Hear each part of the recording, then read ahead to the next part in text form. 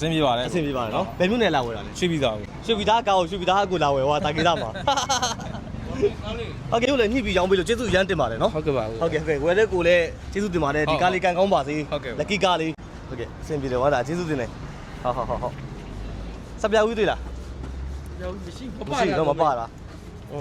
တာယာလေးလို့တစ်ထည့်လိုက်တော့ဒီလေး အေးလေအလွိုင်းလည်းအစ်စ်တာယာလည်းအစ်စ်လေဗျာအပိုင်းရောတာရောအစ်စ်ရှယ်ပဲ350နဲ့အဲ့3တုံညာနှစ်ကားလေးရဒီနေ့မင်္ဂလာဖြစ်သွားပြီတက်သွားပြီဗျနောက်တစ်ခုအဆင်ပြေအောင်ပါကီတာအစုံမင်းကနေပြီးတော့အဆင်ပြေအောင်အကျိုးဆောင်ပေးလိုက်တယ်ဗျာကားလေးကိုအဲ့မှာတာယာလည်းအစ်စ်လေးလုံးနဲ့စပြဝီးတော့မပါဘူးလေအနောက်မီးလေးဆင်ထားတာတော့လှတယ်ဆိုတော့ကျေးဇူးပါနောက်ရရင်ထပ်တင်ပေးပါမယ်တက်တာအကိုကျေးဇူးနော်ကိုကြီးနောက်ဟယ်လိုနော်ရောင်းရင်လည်းဟယ်လိုနော်ဟုတ်ကျေးဇူးပါခင်ဗျနောက်မှာကားကြီးတော့ရှော့ပါ